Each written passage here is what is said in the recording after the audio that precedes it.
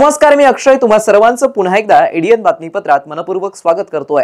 आज दिवसभरात घडलेल्या संपूर्ण घटनांचा आढावा आपल्याला घ्यायचाच आहे, परंतु त्या अगोदर नजर टाकूया आज दिवसभरात घडलेल्या काही महत्त्वाच्या आणि ठळक घडामोडींवरती। लबाड कोण हे जनतेनं विधानसभा निवडणुकीतच दाखवून दिलंय। उपसभापती नीलम गोरे यांची उभाटाच्या आंदोलनाला घेऊन बोचरी टीका, तर आम्ही कोणाला वैयक्तिकरित्या लबाड म्हटलेलं नसल्याचं विरोधी पक्षनेते अंबादास दानवेंचं स्पष्टीकरण। तर युवा सेना प्रमुख आदित्य ठाकरे यांच्या नेतृत्वाखाली संभाजीनगरामध्ये क्रांती चौक ते गुलमंडीपर्यंत हल्लाबोल महामोर्चा अखेर संपन्न। विधानसभेत पडून सुद्धा डोळ्यांवरती अंथरून पांघरून लबाड कोण हा प्रश्न विचारत असतील तर त्यांनी स्वतःचा चेहरा आरशात पाहावा, अशी मिश्किल टीका उपसभापती नीलमताई गोरे यांनी माध्यमांशी बोलताना केली असून डीसीपीचे 25 कोटी महिला बाल विकासासाठी राखीव ठेवा असे निर्देश त्यांनी प्रशासनाला दिले आहेत। विधानसभा निवडणुकीमध्ये लाडकी बहीण योजना ही गेम चेंजर किंवा राजकीय पटलाला कलाटणी देणारी ठरली। तसंच राज्य मंत्रिमंडळाची बैठक पण इथे संभाजीनगरला झाली होती आणि त्यामध्ये जवळजवळ जलसंपदेसाठी 60,000 कोटी रुपयांपेक्षा निधी जाहीर झाला। तसंच मराठवाड्यातील 8 जिल्ह्यांच्या विकासासाठी 1,434 कोटी रुपयेची तरतूद ही करण्यामध्ये आली। त्याखेरीज छत्रपती संभाजीनगरच्या शहरासाठी देखील बऱ्याचशा योजना केलेल्या आहेत। ग्रामीण महिलांच्या सक्षमीकरणासाठी जी योजना केली त्याच्यात मराठवाड्यातल्या 12 लाखापेक्षा जास्त महिला आहेत आणि त्यासाठी 1,076 कोटींची वाढीव तरतूद करण्यात आलेली आहे। त्याखेरीज दुग्ध विकास टप्पा 1 नंतर वर्ग 2च्या इनाम आणि देवस्थानच्या जमिनी वर्ग 1 करण्यामध्ये आला। नाबार्डच्या मदतीने मराठवाड्यातील रस्त्यांची कामं पूर्ण करण्यात आली। बिल्किनमध्ये इथे सुद्धा प्रकल्प सुरुवात झालेला आहे। अल्पसंख्याक विद्यार्थ्यांसाठी उच्च शिक्षणाची शिष्यवृत्ती वाढवण्यात आलेली आहे। ते हे सगळे जे काम केलं त्या कामाच्या पार्श्वभूमीवरती खरं सांगायचं तर लबाड कोण या प्रश्नाचं उत्तर हे मराठवाड्यातील जनतेने दिलेलं आहे। जे प्रामाणिक आहेत, जे विश्वासाला पात्र ठरलेले आहेत ते म्हणजे महायुती। हे विधानसभा निवडणुकीत कळून सुद्धा कोणी डोळ्यावर कातडं पांघरून लबाड कोण हा प्रश्न विचारत असतील तर त्यांनी स्वतःचा चेहरा आरशात बघावा असं मला वाटतं या ठिकाणी। आणि म्हणून मी असं म्हणेन की लबाड कोणा प्रश्न पडण्यासारखंच राहिलेलं नाहीये। त्यांना कळलं की नाही माहीत नाही, जनता त्यांना लबाड मानते ते, पण जनतेने याला कळलेलं आहे की कोण लबाड आहे आणि कोण खरं आहे आणि म्हणून हा प्रश्नच पूर्ण निरर्थक आणि निराधार आहे असं माझं स्पष्ट मत आहे। त्याखेरीज आज जी माझी बैठकीचा प्रयोजन आहे त्यामध्ये लाडक्या बहिणींच्यासाठी ज्या योजना केल्या सरकारने त्याच्यामध्ये आज संभाजीनगर जिल्ह्यामध्ये साधारणपणे 9.5 लाख महिला या पात्र ठरल्या होत्या। त्यातल्या साधारण 10 लाख पात्रापैकी 50,000 अपात्र ठरलेले आहेत आणि 172 महिलांनी डीबीटी स्वीकारलेला नाही आहे। तर आज मी जेव्हा बैठक घेतली ज्याला जिल्हाधिकारी, एसपी, जिल्हा परिषद सीईओ, सिव्हिल सर्जन, हे महिला बालविकास अधिकारी, ऊसतोड कामगार महामंडळाचे अधिकारी, सामाजिक न्याय विभागाचे अधिकारी, महानगरपालिकेचे पाणी प्रश्नावरचे अधिकारी सगळे उपस्थित होते। जवळजवळ 7-8 प्रश्नांवर चर्चा झाली, परंतु सारांशाने सांगायचं झालं तर लाडक्या बहीण योजनेमुळे स्त्रियांचा आत्मविश्वास दुणावलेला आहे आणि त्यांच्याबरोबर स्त्रियांचे काही गट किंवा महिला त्यांच्यापाशी जमत चाललेले आहेत की त्यांना एक विश्वास वाटतोय। तर या सगळ्या प्रत्येक 9.5 लाख महिला ज्या आहेत पात्र ठरलेल्या त्या आणि त्यांच्याबरोबरच्या 5-5 महिला म्हणजे 45 लाख महिलांपर्यंत आरोग्य शिबिरं घेऊन पुढच्या महिन्याभरात पोचावं असे मी निर्देश हे शहर महानगरपालिका आणि ग्रामीण भागासाठी सिव्हिल सर्जन यांना दिलेले आहेत। त्याच्यामध्ये बाळासाहेब, आम्ही कोणालाही वैयक्तिकरित्या लबाड म्हटलेलं नाहीये। भारतीय जनता पार्टीच्या नेत्यांनी खोटारडे स्टेटमेंट दिले असल्याचा प्रतिआरोप विरोधी पक्षनेते अंबादास दानवे यांनी लावलाय। मला असं वाटतं आम्ही आंदोलनाचं नाव लबाडांनो पाणी द्या दिलेलं आहे। आम्ही कोणालाही व्यक्तिगतरित्या लबाड म्हटलेलं नाही आणि आत्मचिंतन करायचं तर मला असं वाटतं मी वारंवार सांगितलेलं आहे की 3 वर्षांना यांची सत्ता आहे। काल भारतीय जनता पार्टीच्या नेत्यांनी अतिशय खोटारडे सगळे स्टेटमेंट दिलेले आहे। समांतर जलवाहिनी मंजूर झाली उद्धवजी ठाकरे साहेबांच्या काळात. त्याच्या डेट्स मी काल आपल्याला दिलेले आहे. जानेवारी 2021 मध्ये प्रशासकीय मान्यता देवेंद्रजीच्या काळात झाली. परंतु टेंडर उद्धवजींच्या काळात निघालेलं, काम सुरू झालेलं, परंतु मागच्या 3 वर्षात हे काम पूर्णपणे रेंगाळलेलं आहे. याला जबाबदार सत्ताधारी आहे एक.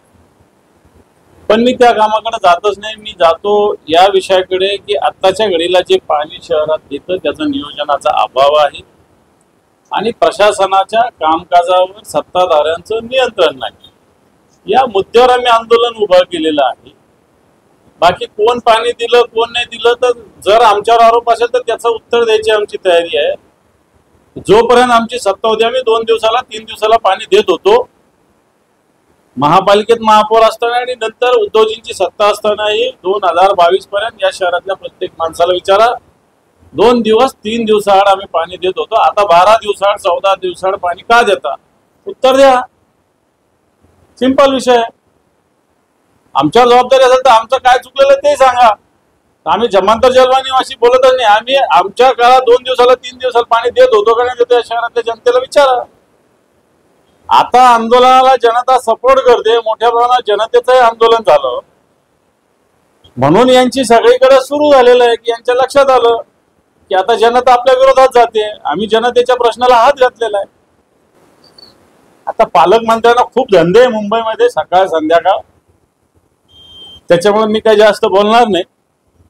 पण मला असं वाटतं जनतेच्या प्रश्नाला उचलणं जर धंदा समजत असेल, यांना हा धंदा वाटत असेल, तर मला असं वाटतं हा धंदा आम्हाला प्रिय आहे. युवासेना प्रमुख आदित्य उद्धव ठाकरे यांच्या नेतृत्वाखाली स्थानिक नेत्यांच्या उपस्थितीत संभाजीनगरामध्ये पाणी प्रश्नाला घेऊन क्रांती चौक ते गुलमंडीपर्यंत हल्लाबोल महामोर्चा अखेर संपन्न झाला. यावेळी प्रमुख नेत्यांनी मनपा प्रशासकांच्या मागण्यांचं निवेदन दिलं. शिवसेना नेते युवासेना प्रमुख आदित्य ठाकरे यांच्या नेतृत्वाखाली आज 16 मे रोजी भव्य हल्लाबोल महामोर्चा काढण्यात आला होता.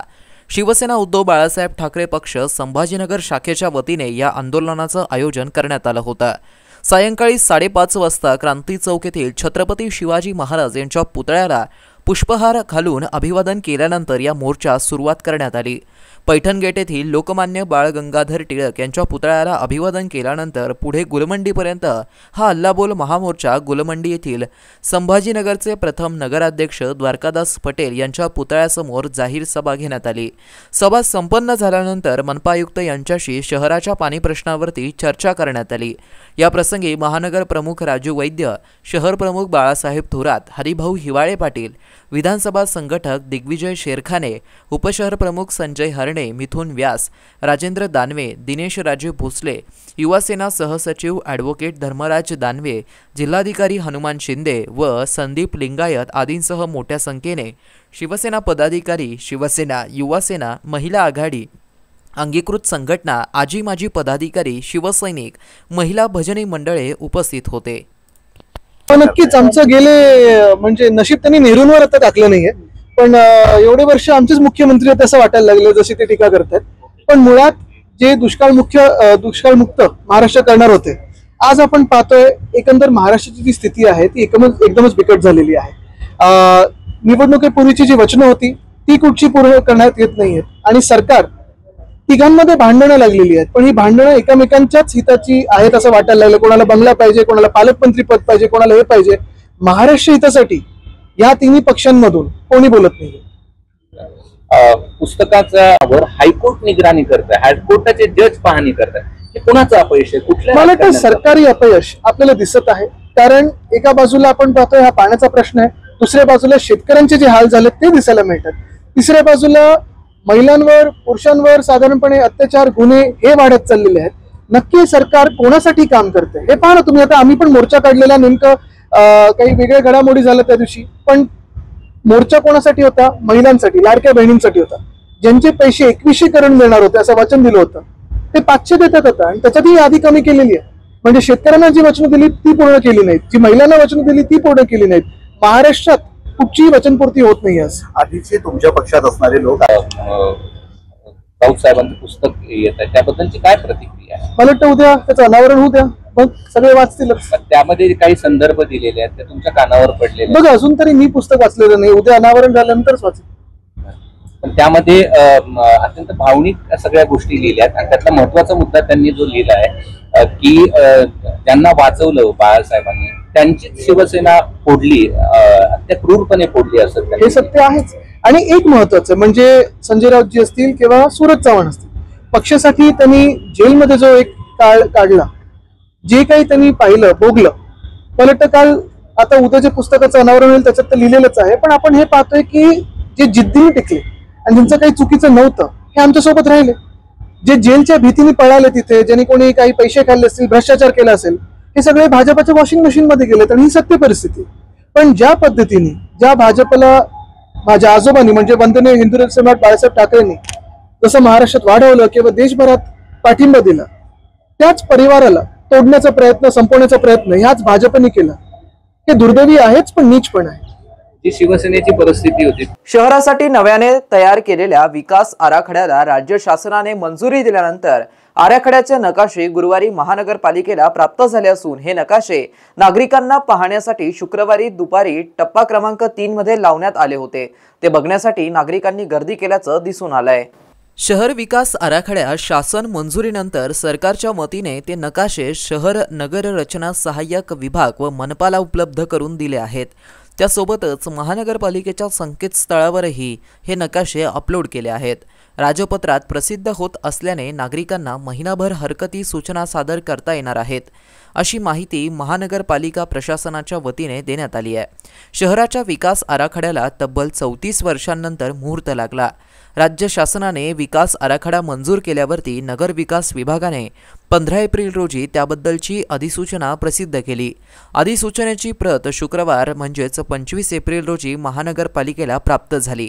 नगर विकास विभागाने 2 अधिसूचना प्रसिद्ध केल्या आहेत.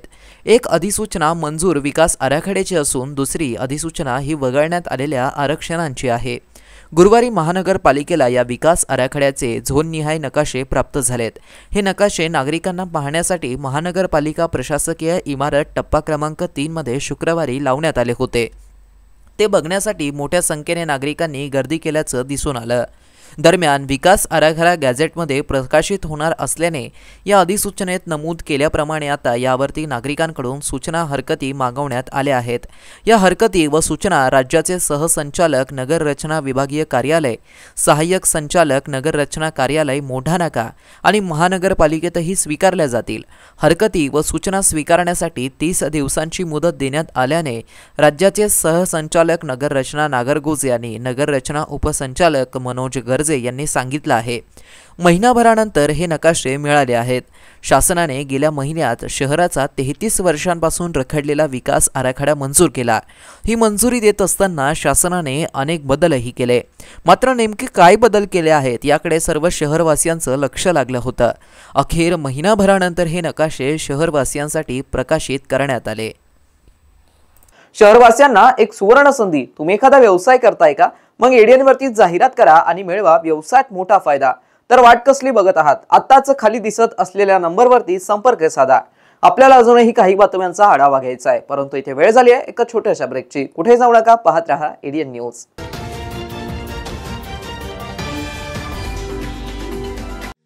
एसएससी, HSC, डिप्लोमा किंवा BSc पूर्ण केलाय? मग आता तुमचं करिअर होणार जबरदस्त. सिपेट म्हणजे central institute of petrochemicals engineering and technology ही भारत सरकारची नामांकित स्वायत्त संस्था घेऊन आली आहे आपल्या सर्वांसाठी एक सुवर्ण संधी. ॲडमिशन सुरू होत आहेत शैक्षणिक वर्ष 2025 आणि 26 साठी. AICTE अप्रूव्ड कोर्सेस आणि एक्सिलेंट प्लेसमेंट ट्रॅक रेकॉर्ड म्हणजेच शिक्षणही दर्जेदार आणि नोकरीची देखील खात्री. All India CIPET admission test 2025 साठी आजच अप्लाय करा आणि प्लास्टिक इंजिनिअरिंग मध्ये तुमचं भविष्य उज्ज्वल करा. सिपेट मध्ये आहे दर्जेदार courses. Diploma in plastic mould technology, diploma in plastic technology, post graduate diploma in plastic processing and testing, post diploma in plastic mould design with CAD आणि कॅम. पात्रता 10वी, 12वी, डिप्लोमा किंवा BSc. तुम्ही कोणत्याही टप्प्यावर असलात तरी इथे तुमच्यासाठी कोर्स आहे. स्कॉलरशिप उपलब्ध आहे. मुलांसाठी आणि मुलींसाठी स्वतंत्र हॉस्टेलची सुविधा सुद्धा आहे. या तारखा अगदी लक्षात ठेवा. अर्ज भरण्याची अंतिम तारीख 29 मे 2025. सिपेट ॲडमिशन टेस्ट आहे 8 जून 2025 ला. कोर्स सुरू होण्याची तारीख आहे 14 जुलै 2025। तर आजच अप्लाय करा सिपेटच्या वेबसाईटवरती किंवा अधिक माहितीसाठी 93 73 68 79 15 93 25 68 79 02 93 25 68 79 03 97 63 31 09 45 या क्रमांकावरती संपर्क साधा। सिपेट विद्यार्थ्यांना उज्ज्वल भविष्यासाठी सक्षम करत आहे। प्लास्टिक इंजिनिअरिंग मध्ये करिअर करायचंय तर एकच नाव म्हणजे सिपेट। आजच आपला प्रवेश निश्चित करा। उन्हाळ्यात घामोळ्यांमुळे त्रासले आहात, गरमी सहन होत नाही, आता उन्हाळ्यातही हिवाळ्यासारखी थंडी अनुभवायची आहे तर वापरा फक्त रॅपल बर्फिला कूल घमोरी पावडर आयुर्वेदिक, जो देतो ताज्या लॅव्हेंडरच्या सुगंधासह घामोळ्यांपासून त्वरित आराम। संपूर्ण कुटुंबासाठी उपयुक्त, फक्त 90 रुपयात उपलब्ध। उन्हाळा कितीही गरम असो, आता थंडगार आणि सुगंधी अनुभव मिळवा। रॅपल बर्फिला कूल घमोरी पावडर आयुर्वेदिक आणि प्रभावी। अनेकांच्या मनात स्वप्न असते की देशाची सेवा करायची, परंतु काही लोकच योग्य प्रशिक्षण घेऊन ते वास्तवात पूर्ण करतात। वास्तविक सैनिक बनणे सोपं काम नाही, कारण प्रशिक्षणाच्या मैदानापासून ते युद्धाच्या रणांगणापर्यंत प्रत्येक क्षण संघर्षमय असतो। फक्त जो इमानदार, समजूतदार असेल आणि ज्याची इच्छाशक्ती प्रबळ असेल असाच व्यक्ती या क्षेत्रात टिकू शकतो। प्रत्येक वर्षी अनेक परीक्षार्थ्यांना यश प्राप्त होते, ते फक्त आणि फक्त गरुड झेप अकॅडमी। पंख आम्ही देतो, उंच भरारी तुम्ही घ्या।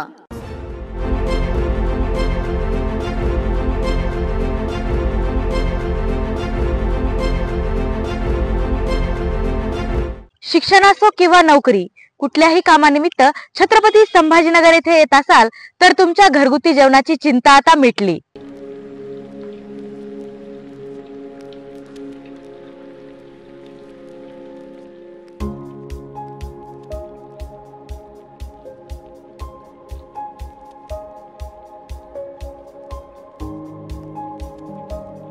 नमस्कार, मी पूजा दातार। मी रुचिरा स्वयंपाकघर सुरू करून 15 वर्ष झाली। सुरुवातीला रुचिरा स्वयंपाकघर सुरू करताना माझी आवड म्हणून सुरू केलं, पण त्याचं व्यवसायात हळूहळू रूपांतर झालं। रुचिरा स्वयंपाकघर हे स्वतःच्या जागेत 2009 पासून संभाजीनगर खडकेश्वर येथे सुरू आहे। तेथून मला अनेक साऱ्या ऑर्डर्स मिळत गेल्या। एका मोठ्या शाळेचं मला कॉन्ट्रॅक्ट मिळालं होतं। मी रोज 2200 लोकांना जेवण देत होते 5.5 वर्ष। नंतर मी पूर्ण कॉन्सन्ट्रेशन रुचिरा स्वयंपाकघर खडकेश्वर येथे केलं। तेथील फीडबॅक म्हणाल तर सगळी मेडिकलची मुलं जे घरापासून दूर राहतात त्या लोकांना आपल्या घरासारखं जेवण रुचिरामध्ये मिळतं असं प्रत्येकजण आनंदाने सांगत असतो मला।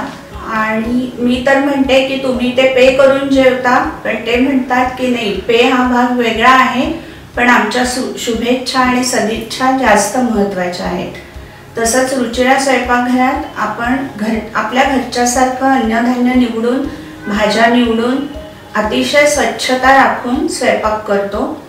स्वयंपाकात घरगुती मसाले 80% वापरले जातात। माझा कटाक्ष क्वालिटी मेंटेन करण्यावर असतो, त्यामुळे मी किराणा जास्तीत जास्त चांगल्या क्वालिटीचा आणते। तसंच भाजीपाला जाधव मंडईत आणते, त्यामुळे ताजा स्वच्छ भाजीपाला मिळतो। त्यामुळे आपल्या स्वयंपाकाची चवही उत्तम राखता येते आणि आरोग्यपूर्ण स्वयंपाक होतो। घरगुती जेवणाच्या चवीसाठी एकदा अवश्य भेट द्या रुचिरा स्वयंपाकघर येथे। मस्त मास्क पहना रे तूने। Thank you sir. वो जान बचाने के लिए पहनना पड़ता है ना सर। रेडीमेड है या टेलर मेड है? ऑनलाइन ऑर्डर किया है सर। एक और है ना सर? देना। बहुत मस्त लगे आपको। ये ना सर। सर ना भाई, जान बचाने के लिए बाइक चलाते वक्त सिर्फ खोपड़े पे मास्क पहनेगा तो खोपड़े को कौन बचाएगा? समझ गया सर। हेलमेट ऑनलाइन ऑर्डर कर, वरना हमेशा के लिए ऑफलाइन हो सकता है। Okay sir. ये ले। चल हम ये भी ऑनलाइन भर दे। हेलमेट पहने, ट्रैफिक नियमों का पालन करे, जिंदगी के सफर को सुरक्षित रखे।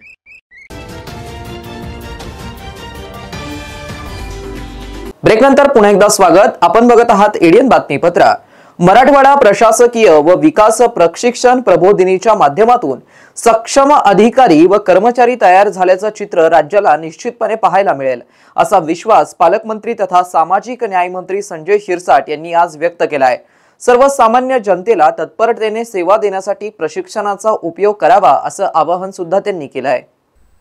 नाथनगर उत्तर पैठण येथील मराठवाडा प्रशासकीय व विकास प्रशिक्षण प्रबोधिनी या संस्थेच्या नव्याने बांधण्यात आलेल्या प्रशिक्षण व निवासस्थान इमारतीचं उद्घाटन पालकमंत्री तथा सामाजिक न्याय मंत्री शिरसाट यांच्या हस्ते झालंय। यावेळी माजी महापौर विकास जैन, विभागीय आयुक्त दिलीप गावडे, जिल्हाधिकारी दिलीप स्वामी, कार्यकारी अभियंता अशोक येरेकर, प्रबोधिनीचे संचालक खालिद व निबंधक रतन सिंग साळोक, प्रबोधिनीचे सहाय्यक प्राध्यापक विवेक मंडलिक उपस्थित होते। राज्याच्या मुख्य सचिव सुजाता सौनिक यांच्या शुभेच्छा संदेश असलेली चित्रफीत यावेळी दाखवण्यात आली। शुभेच्छा संदेशात बोलताना श्रीमती सैनिक म्हणाल्या की पैठण येथील ही प्रबोधिनी केवळ एक प्रशिक्षण केंद्र न राहता एक विचार केंद्र ठरेल, जिथे कृत्रिम बुद्धिमत्ता, डिजिटल गव्हर्नन्स, सायबर सुरक्षेची जाणीव आणि डेटा आधारित निर्णय प्रक्रियेवरती विशेष भर या ठिकाणी देण्यात येणार आहे। यावेळी राज्याच्या मुख्य सचिव सुजाता सौनिक यांच्या शुभेच्छा संदेश असलेली चित्रफीत दाखवण्यात आली। यावेळी अधिकारी आणि कर्मचारी उपस्थित होते। एकंदरीत सगळ्याच विभागामध्ये प्रचंड मोठ्या प्रमाणामध्ये योजना चालू आहेत। शासनाने अनेक उपक्रम हाती घेतलेले आहेत आणि सध्याच्या शासनाने तर 100 डेजच्या कार्यक्रमाच्या निमित्तानं आणि आता नंतर 150 दिवसाच्या कार्यक्रमाच्या निमित्तानं माननीय मुख्यमंत्री महोदयांनी जो कार्यक्रम दिला आहे, माननीय मंत्रिमंडळाने जो कार्यक्रम दिलेला आहे, ते सर्व करायचं म्हणलं तर आपल्याला प्रावीण्यच असलं पाहिजे, प्रशिक्षणच असलं पाहिजे। आपल्या 8 जिल्ह्याच्या प्रशासनामध्ये काम करणाऱ्या वर्ग 2, वर्ग 3 अधिकाऱ्यांची संख्या मोठी आहे। महाराष्ट्रामध्ये आपला विभाग हा तुलनेनं मोठा आहे आणि म्हणून ह्या प्रशासकीय यंत्रणेतल्या वर्ग 2 आणि वर्ग 3 अधिकाऱ्यांना सुद्धा प्रशिक्षणाची संधी मिळावी म्हणून ही संस्थेची उभारणी झाली, या संस्थेची वाढ करण्यात आली। प्रशिक्षण नव्या कल्पनांनी, नव्या उपायांना आणि सशक्त प्रशासनात्मक व्यवस्थेसाठी चालना देईल। ही प्रबोधिनी केवळ एक प्रशिक्षण केंद्र न राहता एक विचार केंद्र ठरेल, जिथे कृत्रिम बुद्धिमत्ता, डिजिटल गव्हर्नन्स, सायबर सुरक्षेची जाणीव आणि डेटा आधारित निर्णय प्रक्रियेवर विशेष भर या ठिकाणी दिला जाईल। जर मग आपण काम झालं नाही तर मग पगार फक्त गेलो खडे घासे केली, आपलं आयुष्य तिथं संपलं असं जर झालं तर आपली ओळख कधीच कुणाला होणार नाही आणि ओळख न होणं हे सुद्धा आपल्या दृष्टिकोनातून योग्य नाही। म्हणून या प्रशिक्षणाचा एक भाग असतो की आपल्याला आपल्या कार्यामधून किंवा आपल्या कामामधून इतरांना चांगलं काय देता येईल ते देण्याचा प्रयत्न असतो। म्हणून आपल्याला इथे घ्यायचंय, आपल्याला हे गेम करायचं आहे, ही भावना तुमच्या मनामध्ये ठेवा। परंतु या प्रशिक्षणामधून माझा अधिकारी सक्षम झाल्याचं चित्र महाराष्ट्राला पाहायला मिळेल अशी अपेक्षा आपण व्यक्त करतो। गॅस्ट्रोएंटरोलॉजी आणि एंडोस्कोपीवरती आधारित आंतरराष्ट्रीय परिषदेमध्ये केअर सिग्मा हॉस्पिटलमध्ये एका लहान बालकावरती पार पडलेल्या एंडोस्कोपीचं सादरीकरण जगासमोर करण्यात आलं, ज्यामध्ये छत्रपती संभाजीनगरने सर्वोच्च पुरस्कार जिंकले। त्यामुळे छत्रपती संभाजीनगर येथील केअर सिग्मा हॉस्पिटलच्या डॉक्टर आशिष गांधी व डॉक्टर उन्मेष टाकळकर यांनी सादर केलेल्या विशेष वैद्यकीय केसचं जगभरात कौतुक केलं गेलं। या केसबाबत आणि पुरस्काराबाबत डॉक्टर आशिष गांधी यांनी पत्रकार परिषदेत अधिक माहिती दिली आहे। नुकत्याच घडलेल्या DDW डायजेस्टिव्ह डिझीज वीक 2025 हे सॅन डिएगो इथे घडलेल्या सगळ्यात मोठी विश्वस्तरावर होणारी जी गॅस्ट्रोएंटरोलॉजीची जी परिषद आहे, इथे वर्ल्ड कप ऑफ एंडोस्कोपी या सेशनमध्ये संभाजीनगर येथून सिग्मा हॉस्पिटल येथे घडलेल्या आपल्या एका टीमला सेकंड प्राइज मिळालेला आहे आणि हे एक दुर्मिळ मोमेंट आहे, पण एक रेअर आजार अकेलेजिया कार्डिया, ते पण एक लहान मुलगा नुकताच चिमुकला, एक 2 वर्षाचा मुलगा, ज्याचं वजनही वाढत नव्हतं, ज्याला सारखं न्यूमोनिया होत होता, ज्याला अन्न आणि पाणी गिळायला त्रास होत होता, अशा एका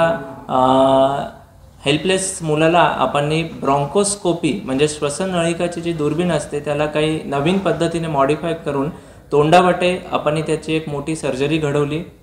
ही सर्जरी मराठवाड्यात पहिल्यांदाच घडली आणि राष्ट्रस्तरावरती आणि विश्वात ही सर्जरी पहिल्यांदाच घडली अशा प्रकारे की ब्रॉन्कोस्कोपी ह्याचा वापर पहिल्यांदाच झालेला आहे. ही गोष्ट ग्लोबल स्टेज म्हणजे विश्वस्तरावरती त्यांनी रेकग्नाइज केली. 7 ते 8 वेगवेगळ्या देशातून काही ठराविक व्हिडिओज निवडण्यात आले होते, ज्याच्यात आपलाही व्हिडिओ होतो. खूप टफ कॉम्पिटिशन झाली. 8 देशातले 8 जजेसनी याला मान्यता दिली, रेकग्निशन दिलं. याच्यात आपण सेकंड प्लेस गाठलेली आहे, ज्याच्यासाठी त्यांनी वर्ल्ड कपने आपल्याला रिवॉर्ड केलं. आणि ही प्रोसिजर घडल्यानंतर हा पेशंट 4 किलो वजन वाढून आपल्यासमोर आलेला आहे. व्यवस्थित अन्न घेतो आहे, पाणी पितो आहे. आता त्याला ठसका लागत नाही, त्याला न्यूमोनिया होत नाही आहे, चांगलंपणे खेळतो आहे, मोबाईल बघतो आहे. या सगळ्या गोष्टीत सगळं काही तोंडावाटे जी प्रोसिजर घडली, शरीरावर एक पण टाका किंवा चिरफाड करण्यात नाही आली. हे या प्रोसिजरची वैशिष्ट्य आहे.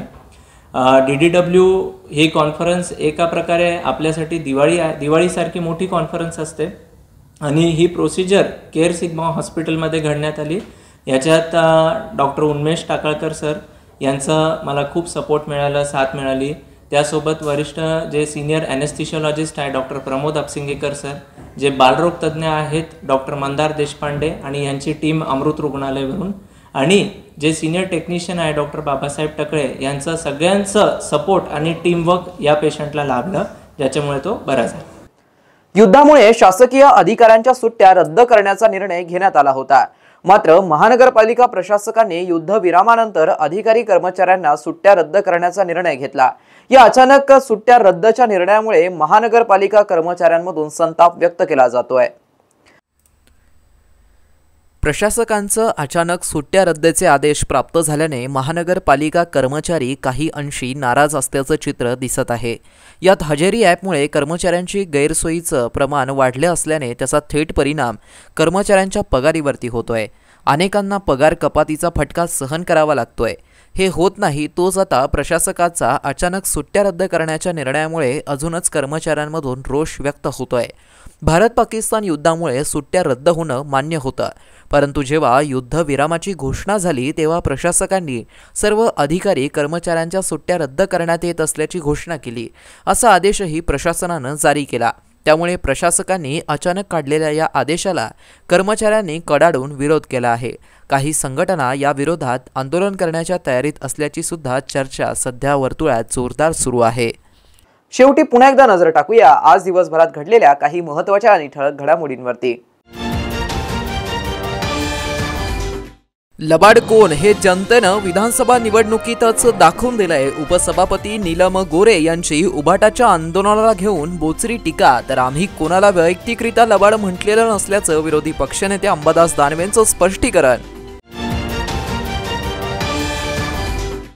तर युवासेना प्रमुख आदित्य ठाकरे यांच्या नेतृत्वाखाली संभाजीनगरामध्ये क्रांती चौक ते गुलमंडीपर्यंत हल्लाबोल महामोर्चा अखेर संपन्न.